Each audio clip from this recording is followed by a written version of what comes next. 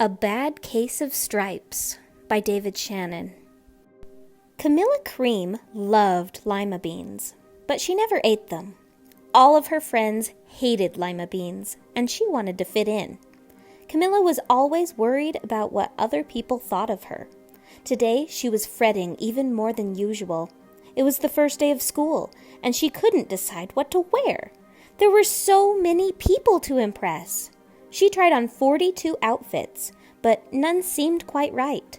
She put on a pretty red dress and looked in the mirror. Then she screamed. Her mother ran into the room, and she screamed too. "Oh, my heavens!" she cried. "You're completely covered with stripes!" This was certainly true. Camilla was striped from head to toe. She looked like a rainbow. Mrs. Cream felt Camilla's forehead. "Do you feel all right?" she asked. "I feel fine," Camilla answered. "But just look at me!"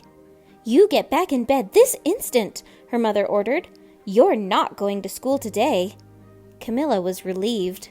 She didn't want to miss the first day of school, but she was afraid of what the other kids would say, and she had no idea what to wear with those crazy stripes.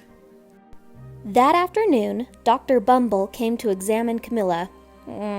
"Most extraordinary," he exclaimed. "I've never seen anything like it.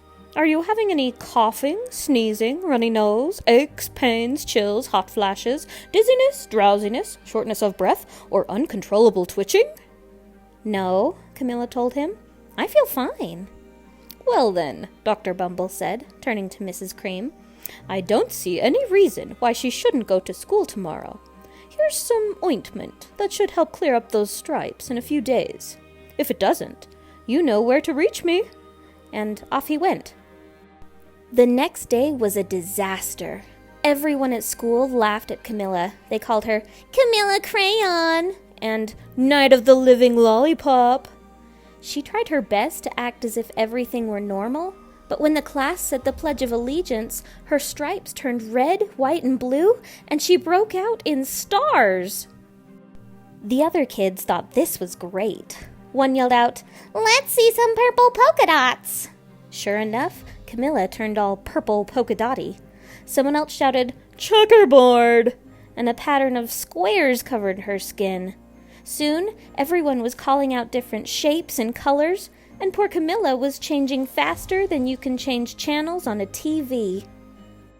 That night, Mr. Harms, the school principal, called. "I'm sorry, Mrs. Cream," he said. "I'm going to have to ask you to keep Camilla home from school.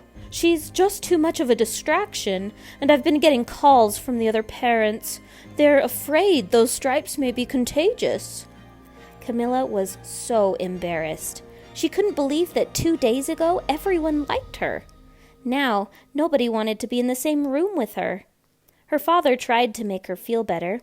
"Is there anything I can get you, sweetheart?" he asked. "No, thank you," sighed Camilla. What she really wanted was a nice plate of lima beans, but she'd been laughed at enough for one day. Well, yes, I see," Dr. Bumble mumbled when Mr. Cream phoned the next day. "I think I'd better bring in the specialists. We'll be right over." About an hour later, Dr. Bumble arrived with 4 people in long white coats. He introduced them to the Creams. "This is Dr. Grop, Dr. Sponge, Dr. Cricket, and Dr. Young." Then the specialists went to work on Camilla. They squeezed and jabbed, tapped and tested. It was very uncomfortable. "Well, it's not the mumps," concluded Dr. Grop. "Or the measles," said Dr. Sponge. "Definitely not chicken pox," put in Dr. Cricket. "Or sunburn," said Dr. Young. "Try these," said the specialists. They each handed her a bottle filled with different colored pills. "Take one of each before bed," said Dr. Grop. Then they filed out the front door, followed by Dr. Bumble. That night, Camilla took her medicine. It was awful. When she woke up the next morning, she did feel different. But when she got dressed, her clothes didn't fit right. She looked in the mirror, and there, staring back at her, was a giant, multicolored pill with her face on it. Dr. Bumble rushed over as soon as Mrs. Cream called, but this time, instead of the specialists, he brought the experts. Dr. Gord and Mr. Mellon were the finest scientific minds in the land. Once again, Camilla was poked and prodded, looked at and listened to. The experts wrote down lots of numbers. Then they huddled together and whispered. Dr. Gord finally spoke. "It might be a virus," he announced with authority. Suddenly, fuzzy little virus balls appeared all over Camilla. "Or possibly some form of bacteria," said Mr. Mellon. Out popped squiggly little bacteria tails. "Or it could be a fungus," added Dr. Gord. Instantly, Camilla was covered with different colored fungus blotches. The experts looked at Camilla, then at each other. "We need to go over these numbers again back at the lab," Dr. Gord explained. "We'll call you when we know something." But the experts didn't have a clue, much less a cure. By now, the TV news had found out about Camilla. Reporters from every channel were outside her house, telling the story of the bizarre case of the incredible changing kid. Soon a huge crowd was camped out on the front lawn. The Creams were swamped with all kinds of remedies from psychologists, allergists, herbalists, nutritionists, psychics, an old medicine man, a guru, and even a veterinarian. Each so-called cure only added to poor Camilla's strange appearance until it was hard to even recognize her. She sprouted roots and berries and crystals and feathers and a long furry tail, but nothing worked. One day, a woman who called herself an environmental therapist claimed she could cure Camilla. "Close your eyes," she said. "Breathe deeply and become one with your room." "I wish you hadn't said that," Camilla groaned. Slowly, she started to melt into the walls of her room. Her bed became her mouth, her nose was a dresser, and 2 paintings were her eyes. The therapist screamed and ran from the house. "What are we going to do?" cried Mrs. Cream. "It just keeps getting worse and worse." She began to sob. At that moment, Mr. Cream heard a quiet little knock at the front door.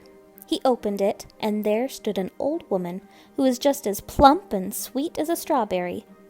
"Excuse me," she said brightly, "but I think I can help." She went into Camilla's room and looked around. "My goodness," she said with a shake of her head.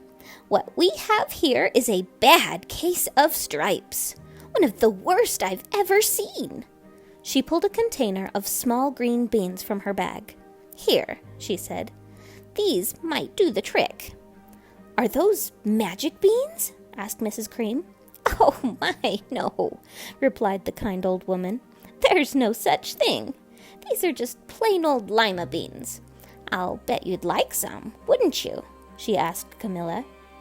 Camilla wanted a big, heaping plate full of lima beans, more than just about anything, but she was still afraid to admit it. "Yuck," she said. "No one likes lima beans, especially me."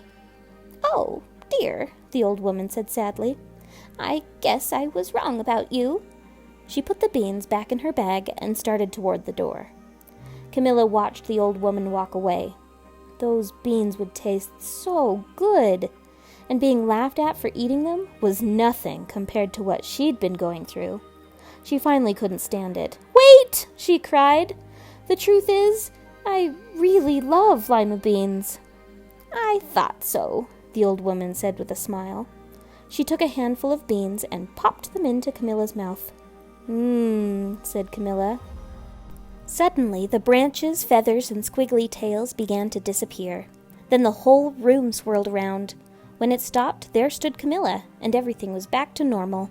"I'm cured!" she shouted. "Yes," said the old woman. "I knew the real you was in there somewhere." She patted Camilla on the head. Then she went outside and vanished into the crowd.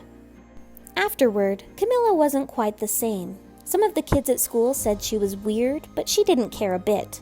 She ate all the lima beans she wanted, and she never had even a touch of stripes again.